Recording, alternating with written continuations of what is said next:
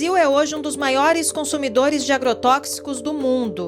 No campo, esses venenos têm impactos profundos na saúde das mulheres. Dados da campanha permanente contra os agrotóxicos e pela vida mostram que mulheres agricultoras têm 52% mais risco de desenvolver câncer de mama e a chance de metástase pode ser até 3 vezes maior em comparação com mulheres de áreas urbanas. Muitas vezes, essa contaminação acontece sem que as mulheres sequer apliquem o produto. Ela surge ao lavar roupas contaminadas, ao viver em áreas de pulverização ou ao conviver com galões de veneno dentro de casa. Enquanto isso, o mercado de agrotóxicos segue movimentando bilhões no Brasil. Diante desse cenário, movimentos populares alertam. A contaminação por agrotóxicos também é uma forma de violência. No BDF Entrevista de hoje, refletimos sobre como esse modelo afeta a vida das mulheres e quais os caminhos para enfrentar esse problema. Olá, está começando o BDF Entrevista. Sou Monize Ravena e agradeço muito pela companhia aqui pelo nosso YouTube no Brasil de Fato, pela Rádio Brasil de Fato 98.9 ou pela rede TVT.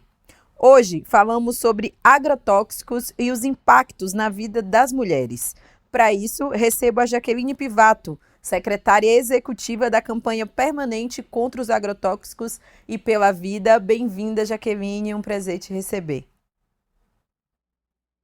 Obrigada, Moniz, obrigada pelo convite, o prazer é nosso estar aqui com vocês. Jaqueline, já queria começar te perguntando, a campanha contra os agrotóxicos fala em uma violência silenciosa, né? Usa esse termo contra as mulheres no campo. Que violência é essa e por que ela atinge especialmente as mulheres? Muito bem, é isso, né? É uma dimensão de violência estrutural, né? Que o próprio programa aí carrega na proposta. Diferente dessa violência física explícita, ela é uma violência silenciosa e inerente ao modelo do agronegócio. Essa invisibilidade, esse silêncio, né? O impacto dos agrotóxicos na saúde feminina, ele é frequentemente negligenciado, inclusive pelo formato da ciência patriarcal, né? Vou falar um pouquinho mais sobre isso, como que a gente enxerga essa dimensão dessa invisibilidade, né? Do dano que não é um acidente em si, mas ele é um subproduto de uma ciência que, historicamente, ela toma como padrão o corpo masculino, por exemplo, né? Nas pesquisas, nos índices de tolerância, enfim. Quando a gente fala que a ciência ela é patriarcal, a gente está se referindo que os próprios protocolos de segurança, as pesquisas de toxicidade, enfim, elas ignoram as especificidades que são biológicas e são específicas do corpo das mulheres, né? Alguns exemplos concretos disso, assim, a maioria dos limites que a gente tem de ingestão diária aceitável, que é aquele IDA, né, de agrotóxicos, ele foi estabelecido a partir de modelos de toxicologia que utilizaram ratos machos ou homem adulto jovem de 70 quilos. Está a negligência nisso. Ele ignora que o corpo feminino ele tem uma composição no tecido. Eu não sou da biologia, mas a gente sabe que a formação do tecido adiposo, ou seja, né, que tem um índice de diferente do masculino. E como esses agrotóxicos eles são, na maioria, solúveis, lipossolúveis em gordura, eles se acumulam de forma diferente. As mulheres elas podem bioacumular resíduos por mais tempo, em concentrações diferentes, algo que raramente a gente vê explícito nas informações ou nos rótulos de segurança, enfim, né? E também temos essa dimensão no que chamamos de sintomas subjetivos, né? As mulheres que são expostas a essas baixas doses diárias, como a própria reportagem disse, né, o cotidiano das mulheres do campo ali, com as embalagens, com lavando a roupa, com um contexto de exposição diária a esses produtos, que é o que a gente chama de exposição crônica, frequentemente elas têm relatado sintomas como o cansaço extremo, né, a fadiga extrema, muita queixa de enxaqueca, alteração de humor, dores na região pélvica, e na medicina tradicional, esse conjunto de sintomas, eles são frequentemente relacionados a questões psicológicas, atribuído a estresse doméstico, né, a natureza emocional do corpo feminino. E uma vez isso, de fato, assim, não são as investigações clínicas, elas não são mais profundas, né? Não são olhados como questões de neurotoxicidade ou disrupção endócrina, enfim, dificultando o diagnóstico, né, de doenças graves e mascarando, inclusive, essa origem ambiental do problema. E ainda tem, né, os estudos. A gente escuta muito falar, né, que fases de estudos clínicos excluem o corpo das mulheres que estão em idade fértil, testes clínicos para evitar aquele que eles chamam de variável, né, das flutuações hormonais que se dá muito no ciclo menstrual.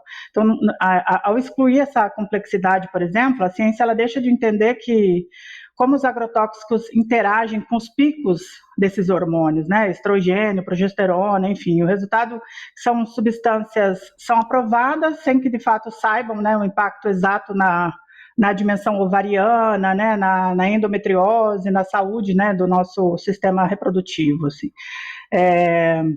Aí ainda pegando o câncer, né, que é uma das questões que podemos chamar que violentam muito, né, o corpo da mulher. O câncer de mama, ele é a neoplasia, né, o câncer que mais mata a mulher no nosso país, né, e o nexo causal dos agrotóxicos, né, comprovar, nexo causal, fazer a comprovação direta de que ele tem relação com os agrotóxicos, ele é pouco explorado, inclusive a gente tem bastante exploração na ciência, na nossa ciência crítica, mas muito pouco explorado no âmbito das políticas públicas, né? Então, agrotóxicos os mais usados aqui, o glifosato, o malation, né, que são amplamente utilizados no agronegócio brasileiro, eles são potentes disruptores endócrinos, né? E eles isso aqui eu aprendi ali com a nossa turma da toxicologia ali, né? Eles imitam o estrogênio no corpo, eles estimulam a proliferação, inclusive, de células cancerígenas, tumorais, né? Enfim, a ciência ela é hegemônica, ela foca quase que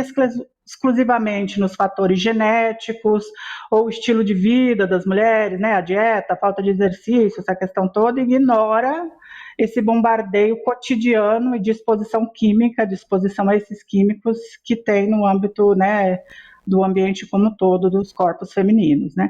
Como a gente é submetido. E aí, bem especificamente mais próximo à realidade das mulheres do campo, né?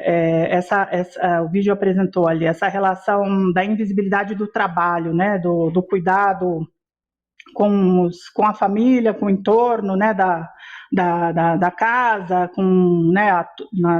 Na roça a gente chama muito da tuia, no paiol, né? Nesses espaços. Esse ambiente é um ambiente muito mais relação, né, com as mulheres, com as crianças, enfim. E a ciência ocupacional, ela foca no trabalhador que aplica o veneno, geralmente é o homem, né? O homem que bota lá a bomba costal e vai para a dimensão do trabalho, né? E a negligência ela aparece aí, que ignora essa relação que a mulher tem quando ele volta para casa, né? As roupas extremamente sujas e contaminadas, né? Que sofre essa exposição de pele, essa exposição de inalação no ambiente doméstico, a própria água que se utiliza ali, lava-se as roupas às vezes, né? Quando não se tem muita informação junto com as roupas dos demais membros da família, enfim. E como ela não está segurando nela diretamente a bomba de veneno, né, a contaminação ela não é contabilizada ali como um acidente de trabalho, enfim, se torna inclusive um dano silencioso e invisível, né, nas estatísticas, ele é inexistente. Assim. Então, Jaqueline, de forma muito em resumo, perdão. Desculpa te interromper, eu queria voltar um pouquinho, né, você falou sobre o câncer, né, como essa doença com relação direta, né? A gente levantou alguns dados aqui que as mulheres agricultoras têm 52% mais risco de desenvolver câncer de mama e até 200% mais chance de metástase em comparação com mulheres das áreas urbanas, e você já deu um pouco a dimensão desses dados. Você também citou um pouco agora na primeira resposta a questão, além do câncer, os impactos na saúde reprodutiva. Eu queria voltar nesse assunto para te perguntar que tipo de problemas tem sido associado à exposição dos agrotóxicos na saúde reprodutiva das mulheres. Tá.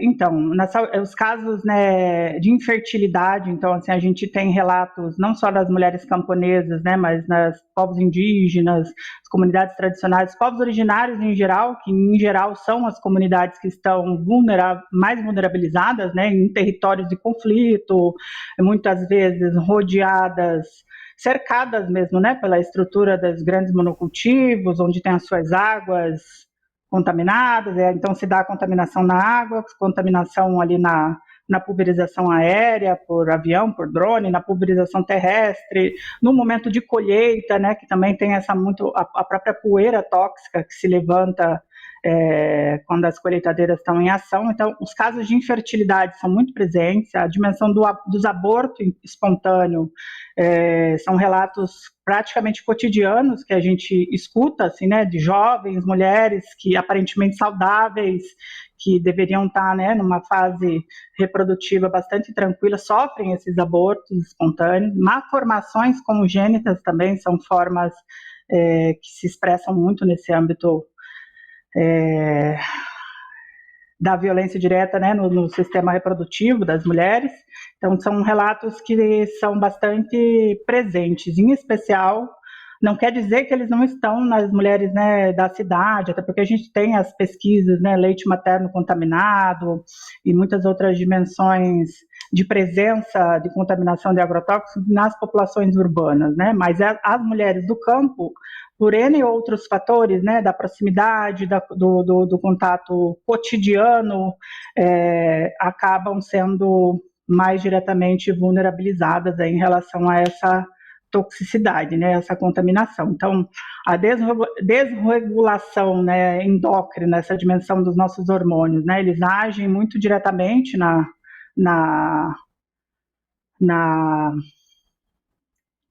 estrutura hormonal do corpo da mulher, né, afetando esse ciclo reprodutivo, afetando tireoide, enfim. Casos, o câncer, como a gente já falou, né, então falamos do câncer de mama, mas a gente também sabe, né, dessa relação direta com o câncer de ovário e o quanto isso implica, né, nos tratamentos mais drásticos, a retirada do ovário, né, a impossibilidade do ciclo reprodutivo nas mulheres, e ainda essa dimensão do leite materno, que lá, quando a gente lança a campanha, lá em 2011, logo de início, né, tivemos aquela pesquisa bastante impactante da presença do leite materno nas mães, e agora mais recentemente de novo, né, então assim, esse momento, esse formato da violência também no âmbito psicológico, né, que é isso, o quanto uma mãe que sabe da informação da presença de resíduos de agrotóxicos no seu leite materno, ainda assim, né, na sua responsabilidade do ato de cuidar, de amamentar, enfim, então isso é muito cruel, né? Uma dimensão muito simbólica, mas também muito cruel no que diz respeito ao quanto isso implica diretamente aí, e que a gente enxerga e denuncia, né, o agrotóxico como uma dimensão bastante violenta, de violência expressa assim às mulheres em geral, né? Também, além desse impacto direto na vida das mulheres, na saúde das mulheres, a gente também observa ali no material da campanha um alerta sobre danos transgeracionais, né? Com exposição de gestantes associadas a doenças como leucemia, como câncer, mas também das crianças pequenas, né? Você podia explicar mais para a gente isso? Poderia. Bom, primeiro eu não sou da área especificamente da toxicologia, né? Então eu também não consigo aprofundar essa dimensão biológica aí da dimensão da sequência, né, de contaminação, assim. Mas é isso, nós temos, a gente usa muito esses exemplos do impacto do glifosato e a desregulação endócrina, que tem essa ligação de ser um dos venenos, né, mais utilizados, se não mais, né, ou mais, né, ele, o 2,4-D, e essa relação direta com o impacto hormonal, né, com aqui no caso, né, a Agência Internacional de Pesquisa sobre o Câncer, né, coloca ele como provável cancerígeno, né, é uma palavra difícil, carcinogeno. Então, quando a gente lê isso lá no rótulo, que é isso, é um um ingrediente provavelmente cancerígeno, mas ele produz outras alterações no corpo, né? Então, essa relação da continuidade da contaminação, né, sanguínea, e o quanto isso, a má formação, enfim, o quanto isso vai diretamente afetando no ciclo de reprodução humana, né, o pai, até porque a gente sabe dos casos de alteração genética, enfim, né, o pai diretamente contaminado, a mãe diretamente contaminada nessa presença durante a gravidez e também antes, no seu período fértil, exposta, né, a essa contaminação, e o filho, a criança nasce já com resíduos desses venenos, né, resíduos desses produtos no seu corpo, né, isso seguindo, né, a uma vida de exposição, porque está ali dentro de um território, de uma região, de uma realidade de exposição na água, no alimento, no consumo, o próprio leite, vai seguindo aí essa cadeia de violência aí, de exposição direta a esse veneno, que segue impactando, né, no contexto da vida, assim, mas eu diria que eu não saberia explicar isso no âmbito biológico, no sentido, né, qual é a comprovação científica que embasou, inclusive, essas pesquisas. O que a gente sabe é que isso acontece e que tem pesquisa aprofundada já, né, em relação a esse assunto para nos embasar e no que a gente segue alertando, né, Muniz? Mas eu não sou da área, então peço desculpas, mas não vou saber te responder com Imagina, elementos mais profundos aí respondeu muito bem, Jaqueline, sobre o assunto. obrigada. Outro ponto que a gente queria destacar aqui é o tema da sobrecarga do trabalho de cuidado das mulheres, né? Como esse adoecimento delas próprias, das suas famílias, causado pelos agrotóxicos, acaba aprofundando essa desigualdade de gênero no campo.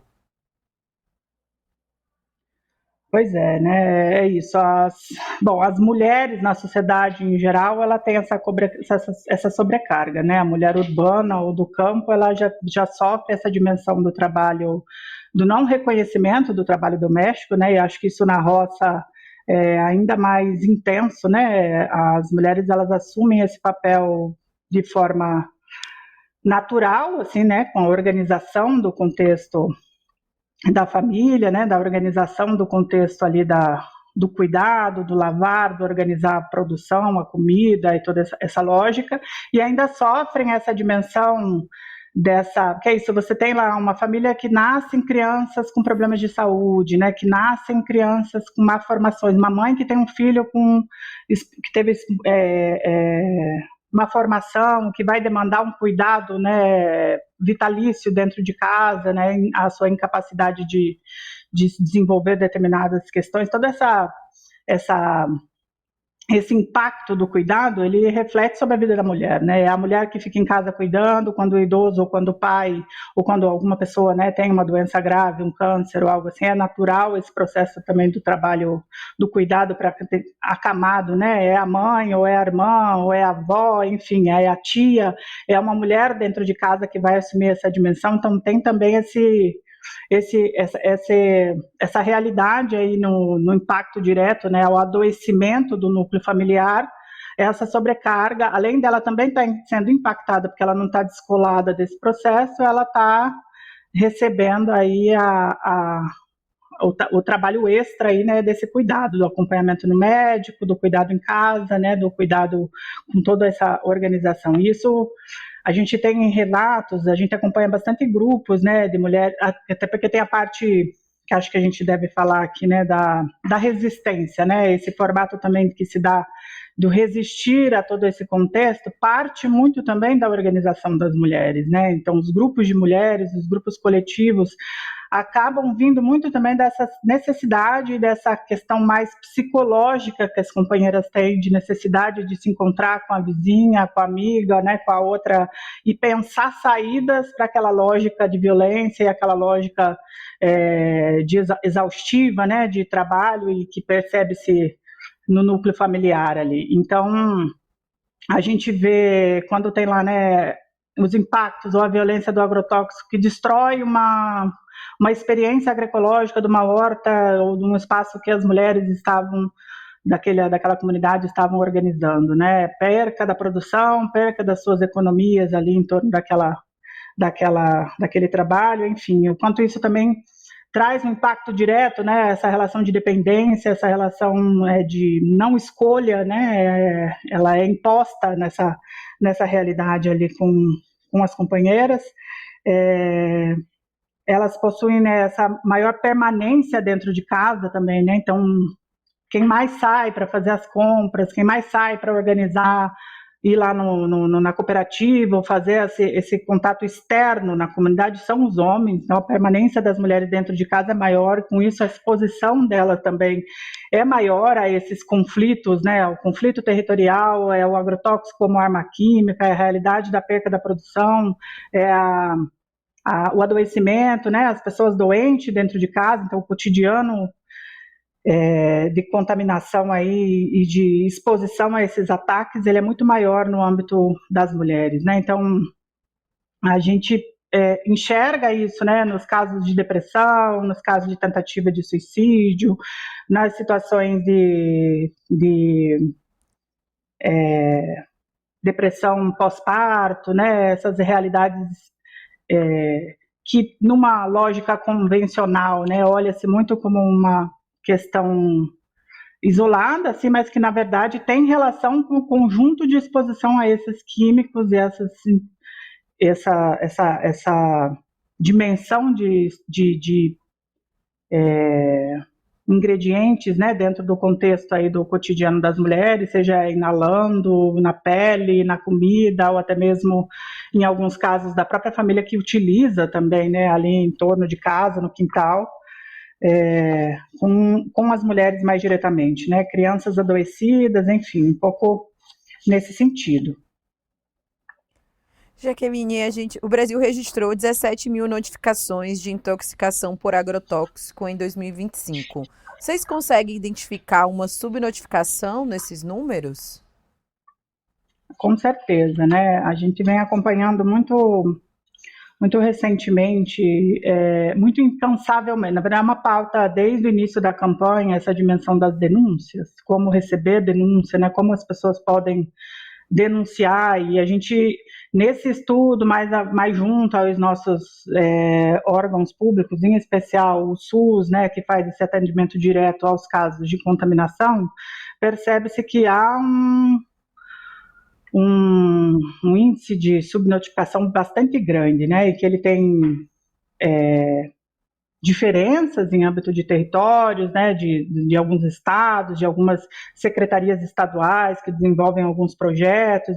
Nós tivemos um período, inclusive, que, por exemplo, o estado do Paraná tinha um índice lá de contaminação por agrotóxicos bem mais elevado que o restante dos demais estados no Brasil. E isso não necessariamente significava que lá estava acontecendo mais contaminações, mas sim porque existe um núcleo dentro da Secretaria de Saúde do Estado que trabalhava de forma mais organizada e empenhada, né, para conseguir, junto aos municípios e ao Sistema Único de Saúde, que essas notificações chegassem e sistematizassem isso de forma mais regular.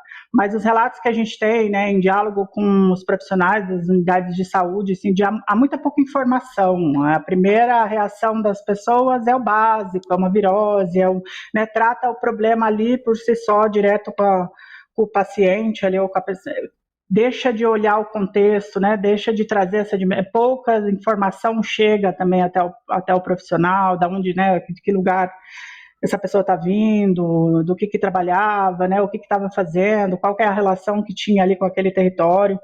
E aí a gente sabe também que da não obrigatoriedade, né, dessa informação no sentido da desconfiança, né? O médico tem muito isso de achar que ele precisa colocar uma informação que ele tem 100% de certeza ali na subnotificação.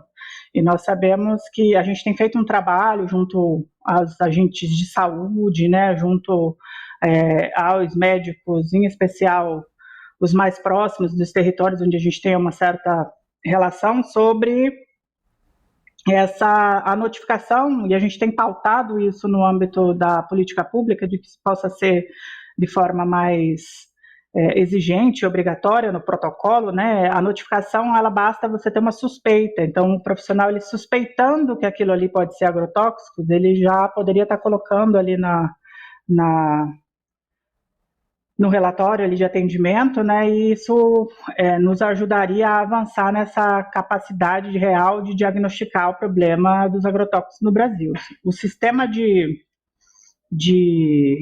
recebimento de denúncias, né, de casos de intoxicação, seja ela humana, ambiental, social, enfim, de agrotóxicos no nosso país, ele é bastante ineficiente, assim, né, ele é bastante complexo para ser acessado pelas pessoas, né, são órgãos distintos, mecanismos distintos, a gente não tem um lugar onde as pessoas possam ir pedir socorro numa situação de contaminação e que ela consiga relatar uma denúncia ou fazer, né, um protocolo de atendimento mais organizado, né? É muito pulverizado, vamos usar esse termo até porque dialoga com a temática, com várias esferas e o controle muito pequeno, assim, né? Isso é uma coisa que a gente tem apontado aí, né, para o Estado brasileiro, o quanto nós, maiores consumidores de agrotóxicos do mundo, há muito tempo, não conseguimos ter a real dimensão, né, desse impacto no contexto aí do nosso país, né, e não é só no âmbito da saúde, não é só no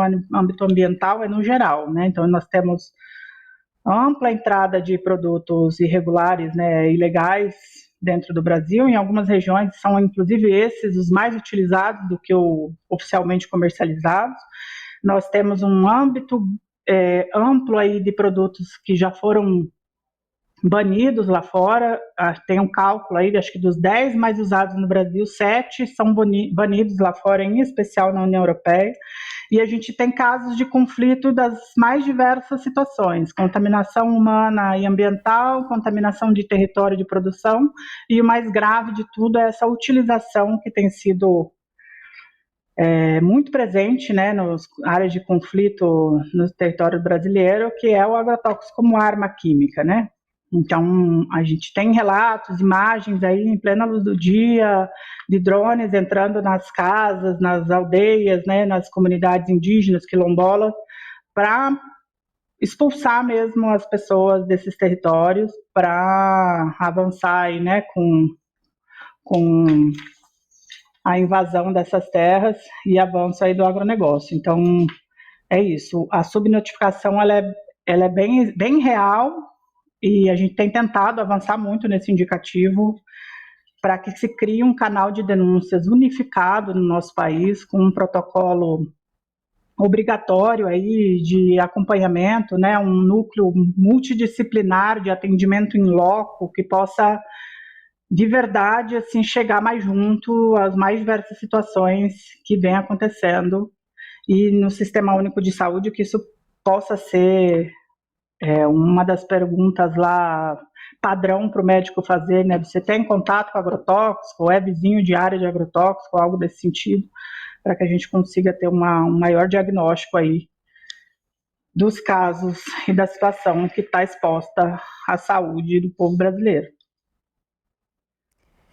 E mesmo com esses danos comprovados, públicos, denunciados, o setor de agrotóxicos segue batendo recordes, né? Em 2024, o mercado movimentou 19 bilhões de dólares e grandes empresas receberam quase 26 bilhões em renúncias fiscais. Como é que a gente explica essa contradição, inclusive do ponto de vista do Estado, né?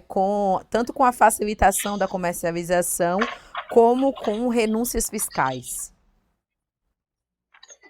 Pois é, a tragédia dos dados, né, Moniz? A gente fala que... E dos dados públicos, né? Você chamou a atenção para a gente que tem um mercado ilegal também que não está nem constando nesses dados. Exato, e as nossas regiões de fronteira, onde isso é bem intenso, né? São regiões de forte presença do agronegócio, enfim.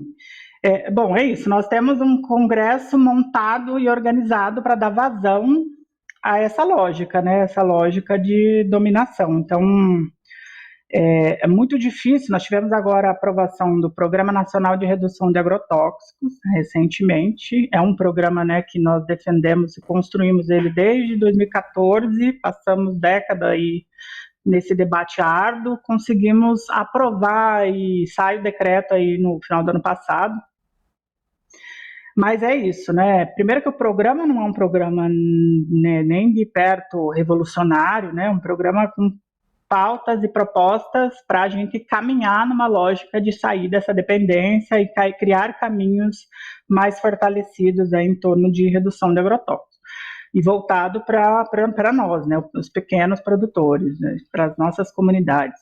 E o programa ele foi aprovado, ele foi instituído, né, ele tem lá criado já o seu comitê gestor, ele tem criado a sua esfera ali institucional de gestão, e agora recentemente sai, o nosso programa inicial ele tinha quase 200 ações pensadas em 6 eixos, o programa original do Pronara, né? E aí o que a gente conseguiu agora, muito recentemente, saiu uma resolução de 31 iniciativas para serem priorizadas ainda em 2026 e até 2027, por essa esfera de gestão do Pronara. E dessas iniciativas, o que a gente identifica de fato, é uma certa ações que não vão entrar no contexto que não vão depender do Congresso Nacional, que vão conseguir caminhar a partir do Executivo, né, dessas esferas que têm uma certa abertura e um trabalho, inclusive, já mais desenvolvido e pautado, né, que é a saúde, que é o Ministério do Desenvolvimento Agrário, que é o próprio Ministério do Meio Ambiente, né, mas que não vão contar nem com a estrutura do mapa em si, muito pontualmente, e nem vão contar com o Congresso, que não vai adentrar no que é mais impactante para nós, né? A regulamentação, então, o que foi o pacote do veneno, o quanto ele é inconstitucional e o quanto a gente precisa avançar nesse sentido, a dimensão das liberações, né? Então, com a aprovação do pacote do veneno, que é essa nova lei de agrotóxicos, a gente tem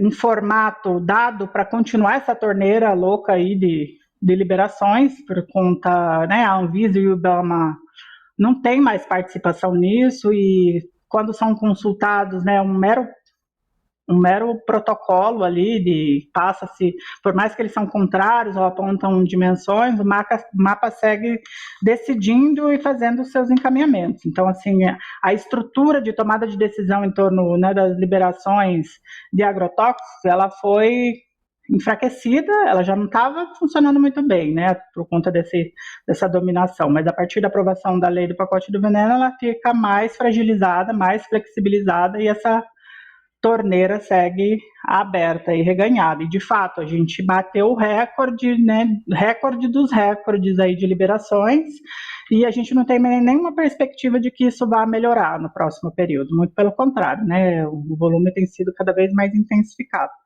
E aí, aqui, né, o discurso, né, vem nessa lógica de moléculas mais modernas, né, e a gente sabe pela ciência que não é real, né, são moléculas que já existem, já estavam no mercado, né, então é uma liberação de produtos altamente tóxicos, em que a lei, inclusive, ela flexibiliza isso, né, a entrada de produtos mais perigosos, e a utilização no mercado brasileiro cada vez mais violenta e perigosa, né? E o nosso Congresso ele está montado ali onde a gente não consegue avançar com política pública, para avançar com uma política nacional de redução, para proibir a pulverização aérea, né? Para diminuir e construir leis mais protetivas em torno das nossas comunidades, das escolas, das áreas povoadas, né? Nos territórios.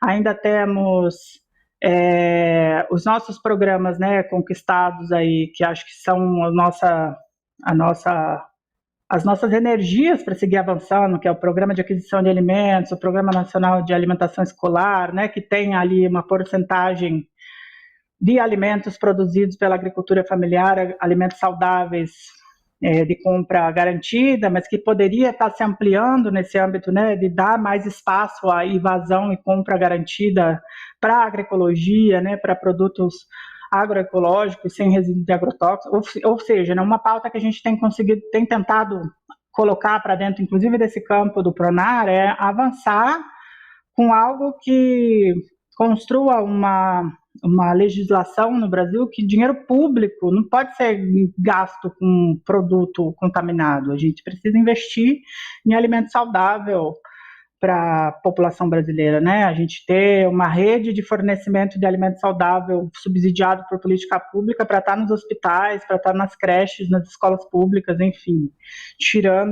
ampliando cada vez mais o espaço de resistência de quem está fazendo agroecologia e tentando criar mais mecanismos aí de subsidiar. Mas a nossa realidade, de fato, ela é triste, porque nós temos um programa aprovado, nós temos algumas iniciativas, né, que vão aí trabalhando em torno das alternativas, que é o caso do bioinsumos, mas corremos riscos muito graves, né, de achar que trocar o agrotóxico por bioinsumo vai resolver o nosso problema, né, quando na verdade não é, um problema estrutural, não é por aí, né, que a gente vai. É óbvio que já ficaria melhor para o cenário ambiental se a gente tirasse os químicos e pudesse ter os produtos biológicos na nossa utilização, mas a lógica está muito mais profunda. Para a agroecologia avançar, para a gente ter de fato uma sociedade mais justa, igualitária, sem violência, a gente precisa de um outro modelo de produção, né? Não podemos estar voltado às grandes commodities, e com grandes concentrações de terra, expulsando e impactando a realidade no campo das populações.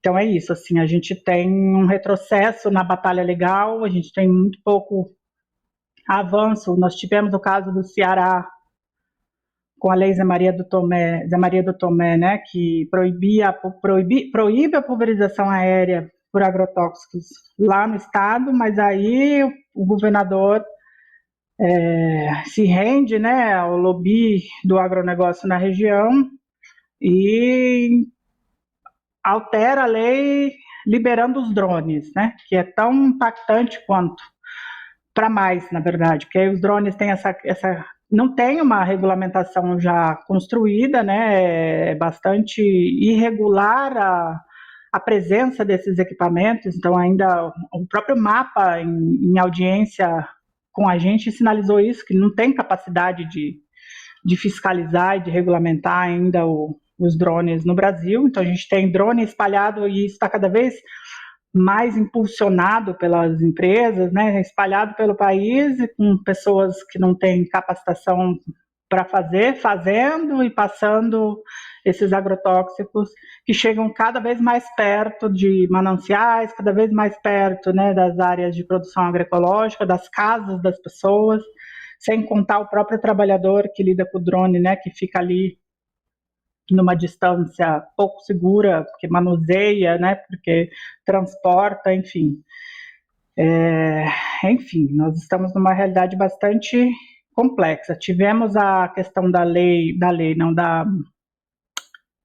reforma tributária, onde a gente tentou avançar, né, com a tributação em torno dos agrotóxicos, mas, enfim, não conseguimos. Ainda a gente defendia também, né, essa cobrança seletiva. Quanto mais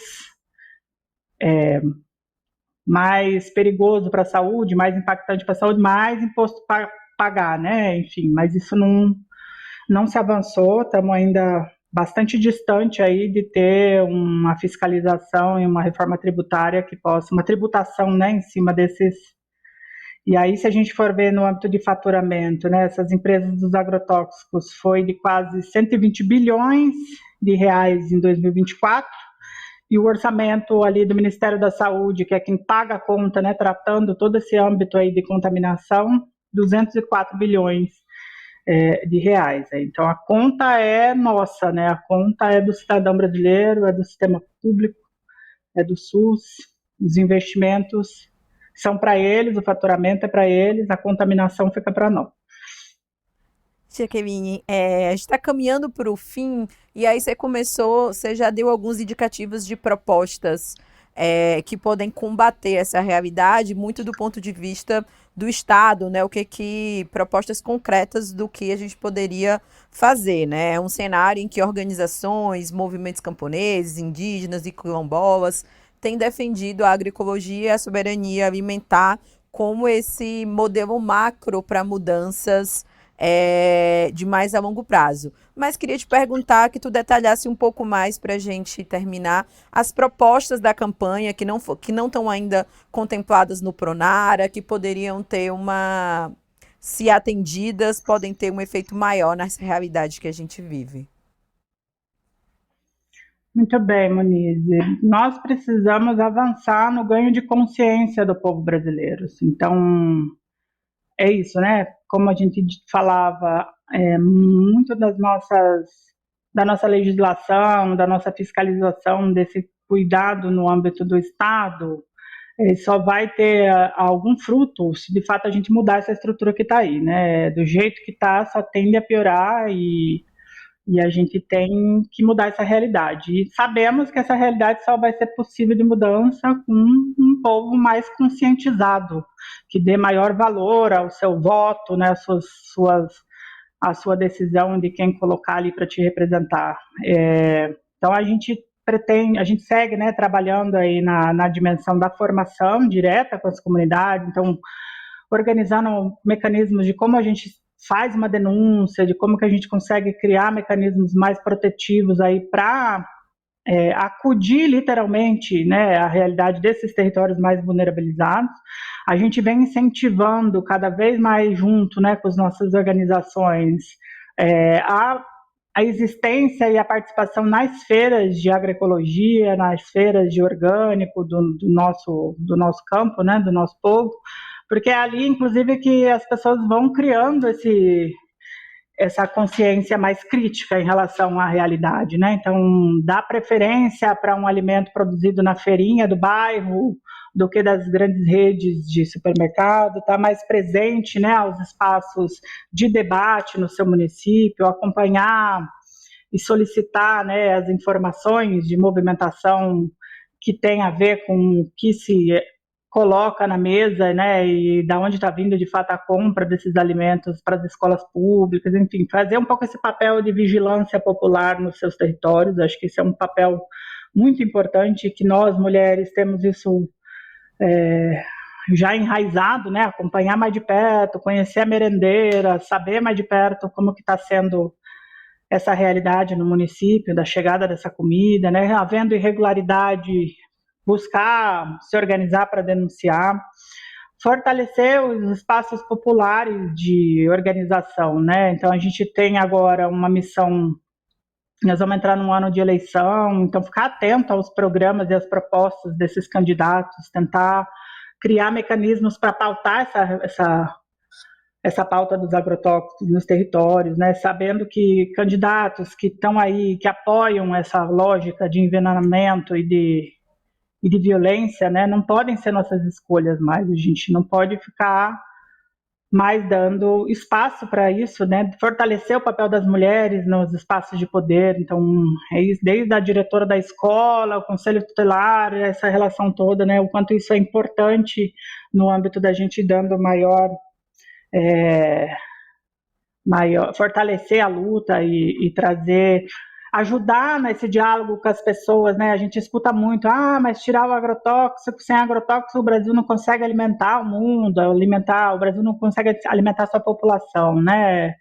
Isso a gente sabe que isso é um mito, porque esse uso de agrotóxicos, ele é majoritariamente, né, para as commodities, ou seja, né, tá usando ali na fazenda de soja, de milho, de algodão, de cana, não é comida, né? Quem tá essa produção ela é toda para exportação, para produção de ração animal, ela não é o que vai para o prato do povo. Então, puxar esse diálogo, ajudar no ganho de consciência das pessoas. Quem alimenta o Brasil é a agricultura camponesa, né, que sofre esses ataques com o agrotóxico a partir do agronegócio, seja na vizinhança ou até mesmo sendo vítima do próprio sistema, né, que conseguiu ali um crédito mínimo e esse crédito o obriga a ter essa semente transgênica com o agrotóxico e tudo isso, né? Enfim, a gente precisa ter uma maior predisposição e disposição de começar a defender o pequeno, né? Defender o agricultor, defender a quilombola e começar a avançar nesse diálogo. E a campanha ela segue organizando o seu trabalho, né? Os comitês locais, os grupos de trabalho nas universidades, nas principais cidades do país, para seguir com comunicação, com material de formação, organizando coletivos para fazer incidência, né, no poder municipal, estadual, federal, acompanhando de perto essa pauta, podendo, né, seguindo denunciando, tentando avançar nas esferas do próprio Pronara, né, que por mais que ele está bastante frágil, existem algumas dimensões ali que é importante a gente ficar atento, né, e tentar colher dali frutos para avançar nesse indicativo, como o canal de denúncias, por exemplo, que é uma das iniciativas que está lá, e a gente está muito atento aí a tentar criar um mecanismo. Então, eu queria muito te agradecer, que a gente, o nosso tempo está bem no finalzinho. Para quem está vendo no YouTube, a gente vai deixar na descrição do vídeo o site da campanha, as redes sociais da campanha também, para que a gente consiga ter mais informações. Queria te agradecer muito pela entrevista, pela presença aqui. Muito obrigada. Muito obrigada. O BTF Entrevista de hoje fica por aqui e amanhã a gente está de novo com você. Tchau, tchau.